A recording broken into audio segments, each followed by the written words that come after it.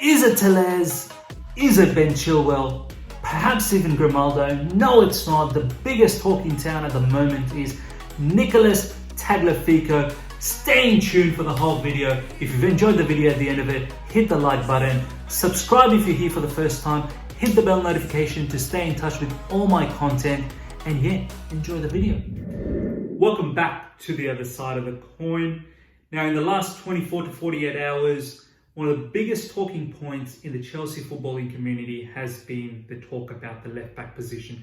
We have seen it this season, and we've seen it in previous season, how much we lack in that particular position. We lack the quality. When we're going to compete, to win the Premier League and really give it a good shot in the Champions League, we need definite high-quality caliber player in the left-back position. We haven't been able to really solidify that position since Ashley Cole has left, and no one's really put their hand up to secure their spot.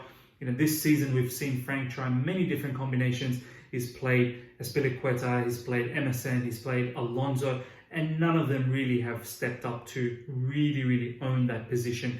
Azpilicueta, you can say he's more of a right back, so he was really filling in until we found a particular permanent solution. But in the likes of Emerson and Alonso, it's really disappointing to see that none of them has really stepped up.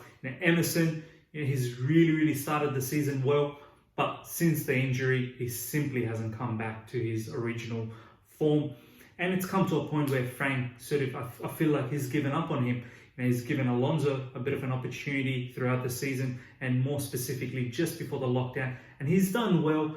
Moving forward, he looks really good. He's a massive goal threat for us, and he has been for this season and in previous seasons. But his overall game, whether most specifically his defensive side, and even sometimes going forward, he's not too clinical when it comes to crossing or his pace and positional awareness. And defensively, we've seen how much of a liability he can be, and he is even more of a liability when it comes to 4 at the back. He's far more comfortable when it's 5 at the back. He doesn't have to defend too much. So it's a clear issue for us, and I can understand why Frank's in the market trying to sort that situation out for next season, and hence why we've been linked with the players such as Tellez. Ben Chilwell seems to be Frank's main primary target, but I feel with his price tag being English player as well, it's just a bit outside of our scope. But yeah, as I said, Tellez was heavily involved,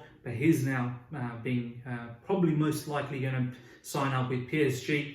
There have been some rumours that were there with Grimaldo, but it wasn't as solid as these particular two. But in the last couple of days, a particular name that has really stepped up, and that is Nicolas Tagliafico. Now, Ajax has pretty much come out and said, Chelsea, £24.4 million, and take your man. You can just take him.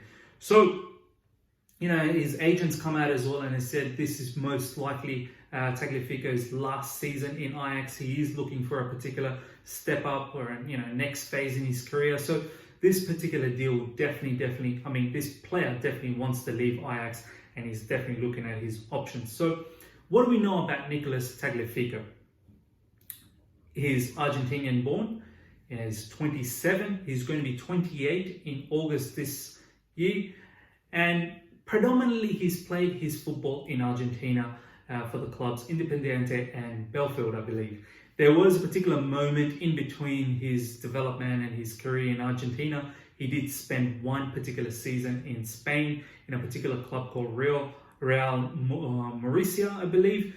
They are in the 3rd tier. I'm not really sure what tier they were back then. It was quite a while back, that particular loan deal. But in early 2018, in Jan 2018, he finally moved from Independiente to Ajax for a mere 1.4 million euros, I believe. So since then, he's been in Ajax, obviously their primary left-back player. And, he's done really well. If we look at his performance in the last two and a half seasons with Ajax, he's scored, I think this season he's had 5 goals, 7 assists in all club competition. Last season, 6 goals, 6 assists. So he's not someone who's shy going forward. He definitely does have that attacking quality. And last season with everyone following Ajax in the Champions League, I don't know how many people actually watch Ajax in the Dutch league, but people were really focused on Ajax, and he had a pretty decent season along with his team. Unfortunately, they couldn't make it all the way to the final, but they were one of the standout teams of the Champions League, and his performance along with his team was really good. And when he really started to get some notice from other clubs out there. In terms of the injury front, there's nothing really big to talk about.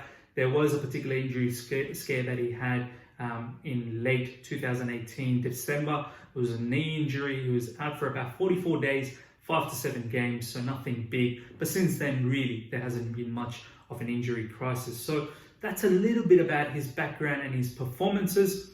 Now, let's talk a little bit about his strengths and his weaknesses. Now, for me, his strength is one of his biggest strengths is probably the defensive side of things, as opposed to his attacking qualities. And defensively, he's a very decent tackler. His awareness, positional awareness is very good, and it has to be when you play for someone like Ajax, who play the beautiful football, possession-based football. So you have to be aware positionally. He makes quite a lot of interceptions, which tells you that he reads the game very well.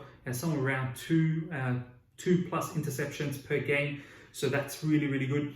And for someone who is around 1.72 meters, aerially he's not that bad either. His aerial duel stats look alright.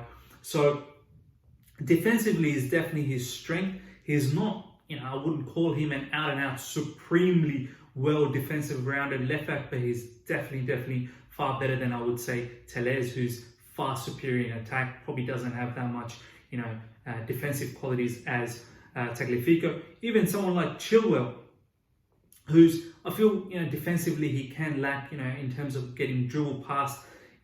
Tagliafico does also have that issue of players dribbling past him, but he's a bit more astute than I feel against Chilwell. Moving forward as well, look, he's not that bad. He's not, as I said, he's not as attacking as Telles or Grimaldo, but his crossing accuracy is quite high up there. So he doesn't make as many crosses as Telles or, as I said, Grimaldo, but his accuracy is far greater. So he's going to be able to get, dangerous balls into the penalty box, far more key passes, and we've seen he's made some assists as well from crossing. And his forward runs is really good and important as well factor for Ajax, with the likes of Ziyech being on the right and whipping those balls into the deep left-hand corners. There are certain times when the winger isn't there, he's definitely the last man there, either cutting it back in or tapping the shot into the goal. So he understands the forward play. He would be a great support for the wingers, as he has shown already for Ajax. So overall, look, I think his strengths are, as I said, in defense. He's quite decent in attack. One of the biggest weaknesses I would say is probably very aggressive, sometimes a bit reckless. He has racked up quite a lot of yellow cards. Look, some may look at that as a positive, being in the Premier League, but if you make some reckless tackles in the wrong times of the match, the worst thing could happen, get yourself red carded, or if you rack up too many yellows, you get yourself suspended. So that's something probably he can work on. But at the same time, look, it's not entirely bad. That kind of aggressiveness is going to be handy in the Premier League. So that's a little bit about his strengths and weaknesses. Look, overall, it's a good package, but he's not your out-and-out greatest left backs out there at the moment. In transfermarket.com, if you have a look, they've ranked him as number 14 left back. There are quite a lot of left backs ahead of him. Grimaldo, Telles, a few other left back. Even Chilwell is actually ahead of him in terms of rankings over there. But for me, I feel Chilwell and Tagliafico are probably even. Tagliafico probably edges him a little bit in terms of both attacking wise and defensive wise, and his money definitely makes sense far more than Chilwell. Now, does this deal make sense? Is it possible? What does he bring for Chelsea? Look, I think first of all, this particular deal makes sense. When you look at someone like Ben Chilwell, who's Chelsea's primary target, at 50 to 60 million, that's a lot of money to spend on a particular player, especially a left-back player, and puts immense pressure on a left-back. So someone like Tagliafico, who, Ajax have come out and said they'll happily let this player go for £24.4 million, and he's willing to go as well. So it makes absolute sense to spend that level of money. And his connection with Ziyech, he understands Ziyech being, playing on the right side, whipping those balls in. He definitely will play a massive part. He'll be able to help our wingers out. He'll be able to help us out in the attacking phase. And look, he's not entirely alien to this positional-based football. Of course, playing for Ajax, he understands it completely. So when he comes to Chelsea, we do like to play with a lot of possession. So he's gonna definitely understand that and fit in nicely.